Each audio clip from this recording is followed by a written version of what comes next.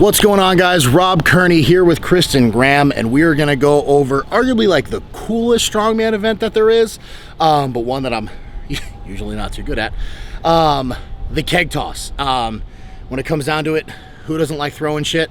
So that's what we're going to do. We're going to throw some things over a bar that today is about 15 feet high. And there's a bunch of different ways to do this, so even if you don't have a keg, we're going to show you how to do this and still train for it if you do have an event coming up that has a keg toss. So what we did here is we grabbed the kettlebell for Kristen, because what that does is it emulates what a keg is going to act like when you're throwing it, especially when we're looking at kegs in contests. When they're weighted, they're usually going to have water or sand in the bottom of them. So using a kettlebell actually works out great, because with the handle being higher, the weight is on the bottom. So you're going to get kind of the same throwing technique as you would with a keg.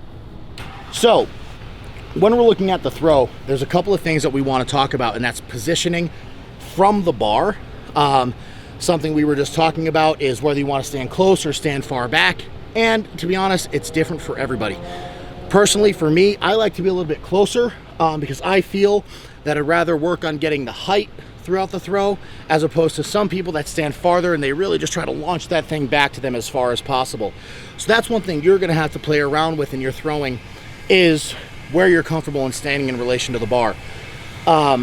When you're doing this, the biggest thing you have to do is think about being as aggressive as possible with the throw. I see a lot of people that get tentative or hesitant when they're going for their throw. Just really trust yourself and try to throw it as high as possible. So what I'm going to have Kristen do is I'm just going to have you do one throw, and I'm going to talk through it as you're doing it. Okay. So once she grabs it, you'll notice she's going to do a couple of swings with it just to kind of get the momentum going, get the hips loosened up, and then she's going to go ahead and release. Awesome. So when you go for the throw, the release point really has to be just, you know, as essentially before your arms reach full extension over the head. You want to be letting go and kind of guiding the keg or the sandbag back over the bar. I see what happens is a lot of people, they tend to sometimes release too early. Then you're just going to be throwing the keg or kettlebell straight up in the air. Or if you release too late, then you're throwing it just directly behind you and you're not getting the height to go over the bar. So what we'll do, have you grab that one more time. I'll have her step out of the way, and I'm going to just demonstrate it with the actual keg just to show what it looks like with the implement.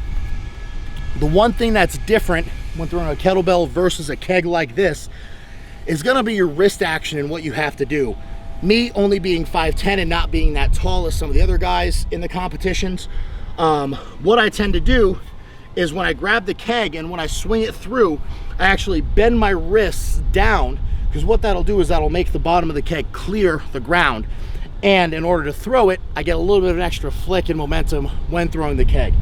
So just like Kristen, I'll get a couple of good warm-ups in, and then releasing and throwing the keg up. So like I said, if you notice, my wrists actually have to point them back a little bit to make sure the keg clears the ground, and then on the throw, rotating them nice and fast to get that height over the bar.